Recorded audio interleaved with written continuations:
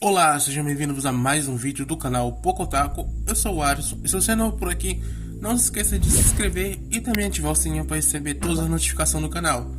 Deixa o like no começo do vídeo e no vídeo de hoje a gente vai estar comentando um pouco sobre o episódio 8 de Bleach, falando tudo o que aconteceu nesse episódio, que por sinal tá bom, um episódiozinho de transição para um arco, vamos dizer que é um arco novo, então é um episódiozinho bom. O começo do episódio mostra os Shinigamis e eles estão tentando ver quantas pessoas, quantos outros Shinigamis eles conseguem salvar. E eles estão nisso, procurando se tem alguma pessoa morta, se realmente dá para salvar ou não. E o começo assim, turbulento ao extremo, nessa correria que eles estão vivendo, devido ao tanto de morte que ocorreu. Então corta para a quarta divisão, que é a divisão responsável pelos tratamentos médicos, e lá Summer, que é a tenente da quarta divisão, pergunta para Unohana se elas não deveriam ter realmente ido para a luta, porque assim elas poderiam ter salvado mais pessoas. E a Unohana fala para ela que não, porque ela era inteligente o suficiente para saber que aquilo era uma péssima ideia.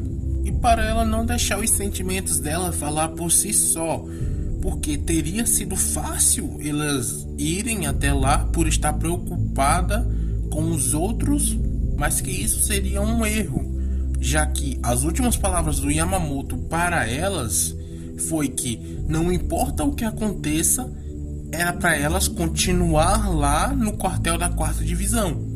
Ou seja, nesse tempo todo a Unohana não estava participando da guerra que estava acontecendo, mas por ordem do próprio Yamamoto, que mandou ela permanecer lá dentro. Então a Insane, que concordava com tudo, só estava indignada pelo tanto de morte que tinha ocorrido, ela começa a chorar, começa a desabar em lágrimas, porque foi uma perca muito grande para todos. Enquanto isso, mostra o Kyorako e ele tá lá no lugar onde o Yamamoto teve a luta dele e onde era para estar o corpo dele, só que não tá apenas um buraco enorme e ele fica olhando para aquele lugar. Eu acho na minha cabeça assim, penso que ele tava imaginando como foi a luta dos dois, do Yamamoto contra o Yūhabarra. E nisso mostra o Ichigo, ele tinha acabado de ser tratado suas feridas e mostra ele recebendo a notícia que a Orihime, o Sado e o Urahara estavam bem. Eles mandaram uma mensagem lá para ele dizendo que eles estavam perfeitamente bem.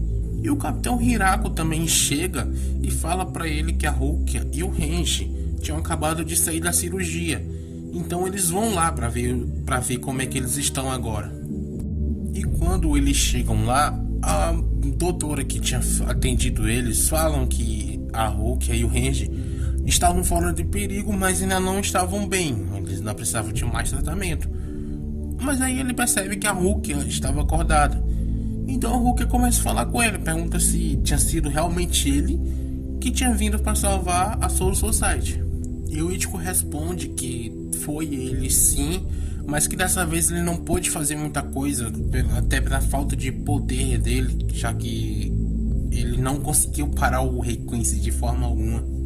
Mas o Hirako tava lá, ele fala pra ele, se não fosse por você, as coisas teriam sido muito pior, muito mais pessoas tinham morrido, então você realmente salvou a Soul Society. O Hirako tenta levantar o ânimo do Ichigo, para ele não se sentir cabisbaixo por não ter conseguido salvar todo mundo, mas mesmo assim ele salvou grande parte da Sociedade das Almas. Mas aí chega um mensageiro dizendo que o Capitão Mayura queria falar com o Ichigo sobre a Zanpakuto dele, e o Ichigo sai de lá para falar com o Mayura. Até que a cena corta e mostra uma reunião dos capitães, mas nem todos estão lá. Claro, porque tem dois feridos, né? Mortalmente feridos.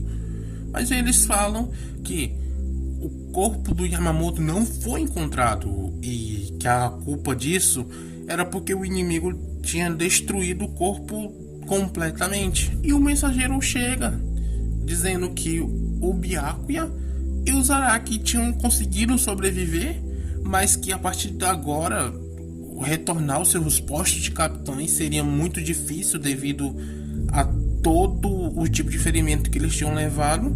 E nisso a Soifon começa a reclamar com ele, dizendo que era pra ele calar a boca, porque ela não queria receber esse tipo de notícias. E o outro capitão, ele começa a falar pra ela parar, que aquilo tava envergonhando ele, porque de certa forma ela tava como quem queira chorar. A situação dela basicamente era isso. E os dois começam a discutir um com o outro, até que o próprio Komamura entra no meio também da discussão. Aí o Kyorako entra no meio e para a briga de todos eles. E fala que se o Yamamoto tivesse lá, já tinha se zangado e dado uma surra em todos eles por eles estarem brigando entre si. Bom, ele começa a falar que as 13 divisões de guarda da corte, elas existem para proteger a sociedade das almas, e que a partir de agora eles têm que pensar no futuro, ou seja, eles têm que arranjar uma maneira de derrotar esse inimigo absurdo que eles têm para que eles possam ter um futuro. Então mostra a conversa que o Ichigo estava tendo com o Mayura, e o Mayura explica para ele que a Zanpakuto do Ichigo não dá para ser consertada, porque a diferença entre quebrar uma Shikai e uma Bankai era isso, porque a Shikai você poderia consertar, mas a Bankai era definitiva. Se você quebrou a Bankai, você não consegue sua Zanpakuto de volta. E isso acaba abalando o Ichigo, porque ele já não tinha conseguido derrotar o inimigo, a sua Bankai ainda foi quebrada com facilidade, como se foi no episódio passado. E ele já fica ali abalado, mas por pouco tempo, porque o Mayura recebe uma ligação o avisando da chegada da Divisão Zero. Então ele chama o Ichigo para ir ver eles e conhecer a Divisão Zero. Então os dois partem para o local que a Divisão Zero ia chegar. E lá eles se juntam com os outros capitães que também estão esperando eles para ver ou conhecer os que não conheciam nenhum deles, ou reencontrar aqueles que já conheciam. Tem dois casos, o Rohana, o Hiraku já conheciam capitães, o próprio Mayura também já conhecia uma das pessoas da Divisão Zero. E nisso um pilar gigantesco cai do céu e o Kyorako começa a falar que a Divisão Zero é formada por 5 pessoas e que elas, com os poderes delas junto, elas podem superar facilmente não. Elas podem superar as 13 divisões. Então, os 5 membros da Divisão Zero saem de dentro desse pilar, que também era o meio de transporte que eles utilizavam, e eles são completamente lunáticos, para dizer o mínimo. Muito diferente um do outro e até mesmo da maioria, muito diferente. E eles começam a tocar um instrumento e a falar: a Divisão Zero está aqui, a Divisão Zero está aqui. Até que o Shusui pergunta o que eles vieram fazer ali, porque eles não sabiam o motivo deles estarem lá. O anime, ele não mostrou o nome de todos eles, mas eu sei, então vou falar pra vocês estar um pouco entender quem é quem ali no bolo e saber agora como chamar eles. O primeiro membro é o Tenjira Kirijin, que é aquele homem que tem um topete muito estranho, que por sinal tem algum tipo de ligação com a Unohana.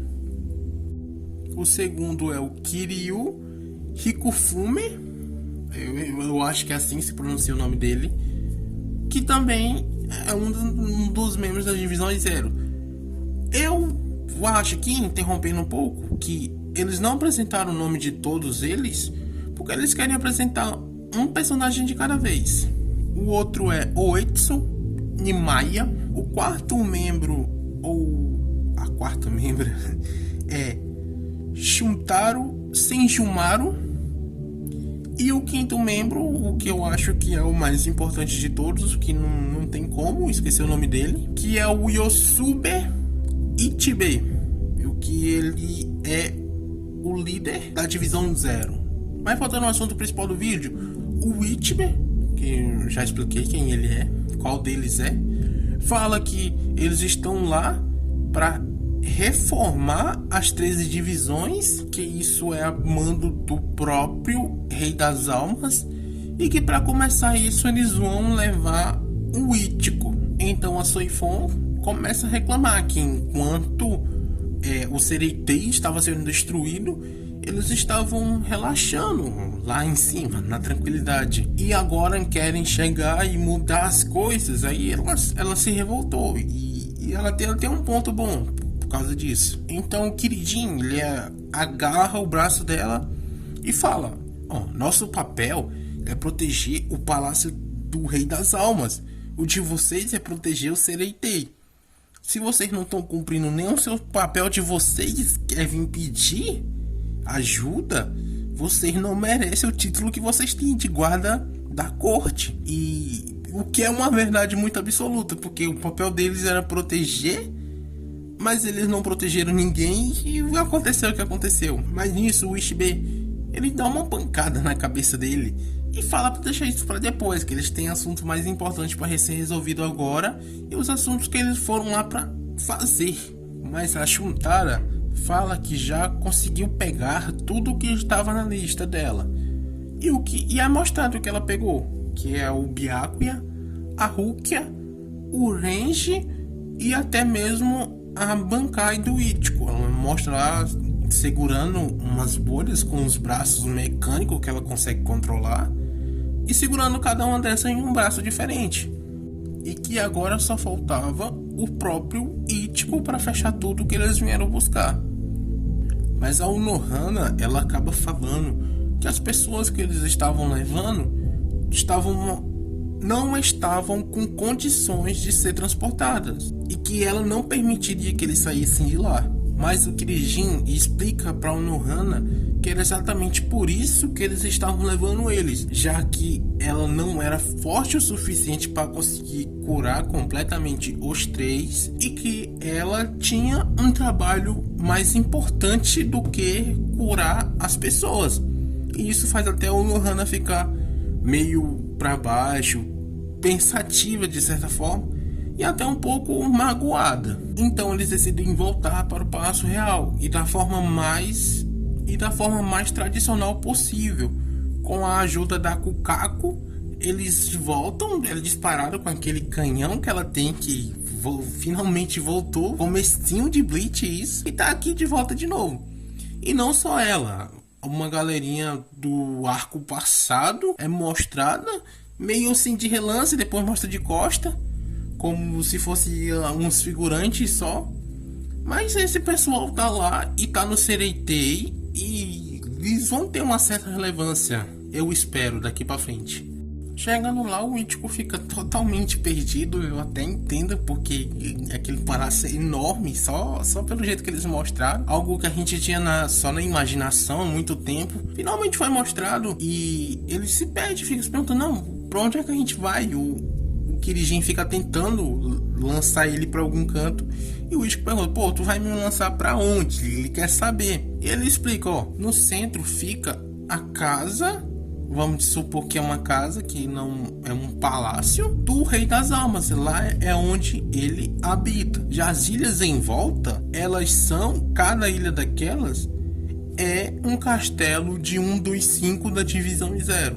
Ou seja, eles moram nessas ilhas, cada um mora em uma ilha diferente, onde cada um é dono do seu próprio castelo. Ou seja, basicamente a Divisão Zero é a melhor divisão desse mundo. Então o Kirijin leva o Ichigo e os outros para o seu palácio para começar o tratamento deles, que é feito em uma fonte termal, onde ela consegue tirar toda aquela pressão espiritual destruída, que ele explica isso, de dentro do corpo, para que ele possa se curar.